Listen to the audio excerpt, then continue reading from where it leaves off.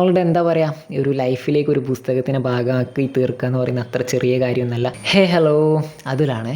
അപ്പോൾ ഇന്ന് കുറച്ച് ഡിഫറെൻ്റ് ആയിട്ടൊരു പുസ്തകത്തിനെ പരിചയപ്പെടുത്താൻ വേണ്ടി വന്നതാണ് കേട്ടോ. വേറൊരു പുസ്തകമൊന്നുമല്ല, മിലായത്ത് ബുദ്ധ എന്ന് പറയുന്നത് നമ്മുടെ GR ഇന്ദുഗോപൻ സാർ എഴുതിയ ഒരു പുസ്തകമാണ്.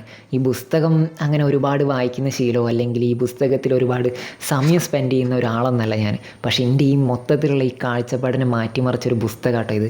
ഇതിനെ അങ്ങനെ ഒരു കാഴ്ചപ്പാട് മാറ്റിമറിക്കാൻ ഒരു കാരണമായ ഒരാളും കൂടെ ഉണ്ട്. എൻ്റെ ഏച്ചിയാണ്. ഇന്നേ വരെ എൻ്റെ ജീവിതത്തിൽ ഞാൻ ഏച്ചി എന്ന് വിളിച്ചിട്ടില്ലാത്തത് എൻ്റെ സ്വന്തം ചിന്നു. അവളാണ് എനിക്ക് ഈ പുസ്തകം വാങ്ങിച്ചു തരുന്നത് ഗിഫ്റ്റായിട്ട്. എടാ നീ ഒന്ന് വായിച്ചു നോക്കൂ, ഒരു സിനിമ പോലെ നമുക്കിത് കണ്ടു തീർക്കാം. അത് വായിച്ചു തീർക്കാമെന്നല്ല അവൾ പറഞ്ഞത്, കണ്ടു തീർക്കാമെന്ന് പറഞ്ഞപ്പോൾ ഒരു ക്യൂരിയോസിറ്റീൻ്റെ മുകളിൽ തുടങ്ങിയ വായനയാണ്.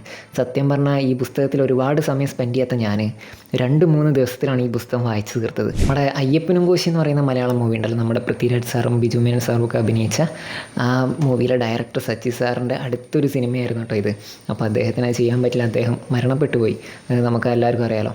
അപ്പം ഇതുപോലുള്ള കഥകൾ സത്യം പറഞ്ഞാൽ മനസ്സിൽ ഈ വിഷ്വൽസ് കണ്ടുകൊണ്ട് വായിക്കാൻ പറ്റുന്ന പുസ്തകങ്ങൾ വായിച്ചു തുടങ്ങുന്നതായിരിക്കും ഏതൊരാൾക്കും നല്ലത്. ആദ്യമായിട്ട് പുസ്തകങ്ങൾ വായിച്ചു തുടങ്ങണം എന്ന് ആഗ്രഹിക്കുന്നവർക്ക്. അപ്പോൾ ഇങ്ങനെ ഒരു പുസ്തകം തന്നെ ഈ ലോകത്തെ കൈപിടിച്ച് കിട്ടിക്കൊണ്ട് എൻ്റെ ചേച്ചിയായ ചിന്നുവിന് ഒരുപാട് നന്ദി. ഒരാളുടെ എന്താ പറയുക ഒരു ലൈഫിലേക്ക് ഒരു പുസ്തകത്തിനെ ഭാഗമാക്കി തീർക്കുക എന്ന് പറയുന്നത് അത്ര ചെറിയ കാര്യമൊന്നുമല്ല. അപ്പോൾ എനിക്ക് പുതിയൊരു ഹോബി കൂടെ തുടങ്ങിയെന്ന് വേണമെങ്കിൽ പറയാം. ഈ പുസ്തകം ഞാൻ ഏകദേശം ഒരു 3-4 ദിവസം കൊണ്ടാണ് വായിച്ചു തീർത്തത്. ശരിക്കും റെഗുലറായിട്ട് ഇങ്ങനെ കണ്ടിന്യൂസ് വായിക്കുന്ന ആൾക്കാർക്ക് ഇത്ര സമയം വേണ്ട, നമുക്ക് വേറെ കുറേ പരിപാടികളുകൊണ്ടാണ് ഇത്ര സമയം എടുക്കേണ്ടി വന്നത്. അപ്പോൾ അടുത്തൊരു പുസ്തകം ഞാൻ തിരയുന്നുണ്ട് എനിക്ക് വായിക്കാൻ പറ്റിയത്. ജോസഫ് അന്നംകുട്ടി ജോസ് സാറിൻ്റെ ഏതെങ്കിലും പുസ്തകമായിരിക്കും. എനിക്ക് ഒരുപാട് ഇഷ്ടമാണ് മൂപ്പരെ, കാരണം റീൽസിലൊക്കെ ഒരുപാട് കാണാറുണ്ട്.